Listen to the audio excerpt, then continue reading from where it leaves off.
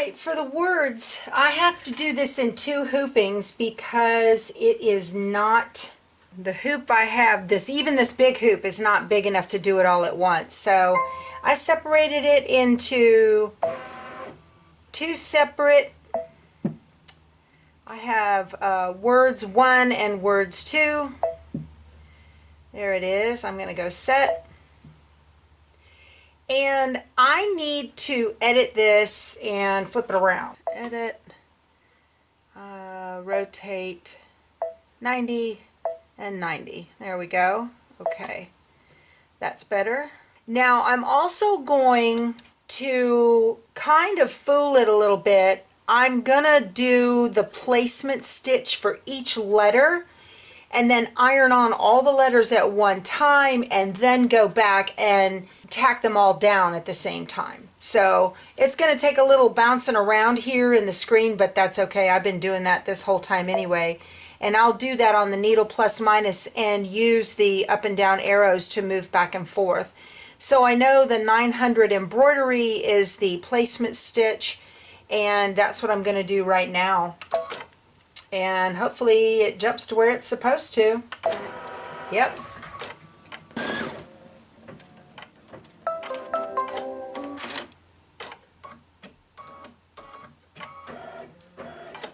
And I'm going to jump ahead. There is the placement stitch, the 333. 507 is the final stitch, which I'm not doing at all. Now we're ready to do the O. I'm going to do this for each one of these letters. I'm going to do the placement stitch first, and then go iron them all on at one time, and then go back and finish it up with the tack down. I'll see you back here in a bit. Alright, all of the placement stitches have finished. I got a little bit of a little tail on this one. If that happens, just trim it up. You're going to cover that up anyway, not a big deal. I'm using my quilter's cut and press. This just makes life easy. Under here. I'm kind of balanced here between a couple of machines. I got too many power tools here at one time. Alright. Make sure the paper's off. Again, I use the minus 1.5 on each one of these, on the placement and the tack down. And you really just want them to be evenly spaced all the way around. Okay. So I'm going to do this to the rest of these letters. So I've got all of my letters adhered. I'm going to go backwards now on my screen. There's my tack down stitch.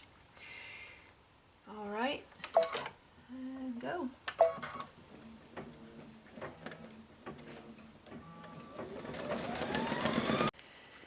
Alright, to help with the realignment on this, I had folded and iron creased down the middle of this piece of fabric, and I am using the Designs and Machine embroidery hoop mat to help me put this center crease right on the solid black line. The hoop is aligned with the mat, and now the fabric is aligned with the mat and the hoop, and everything is where it needs to be. Okay, I have 505 on here, and this should fit something like that. So we're going to take it to the machine and use the positioning system to make sure everything is right where it needs to be. Alright, I just I'm going to go on this. I'm going to delete the current pattern. I'm telling it okay, and I'm going to pull up words 2. There it is. Set. I need to turn it around, so I'm going to edit and rotate 90, And it really went 180 because it can't fit going 90 degrees. I'm going to tell it okay. And now I want to scan, and the frame will move to be scanned with the built-in camera. Okay. I want it to see the letters that are already there. I don't know if you can see it here, but there is a yellow line right from the bottom of the L all the way over.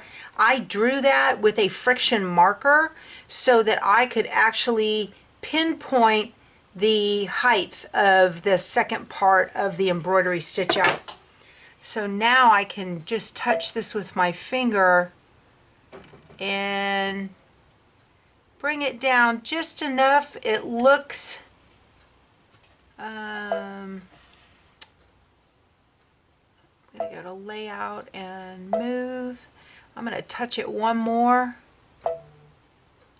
and that looks pretty perfect. Now I'm ready to start the second half of the embroidery stitch out. That'll work.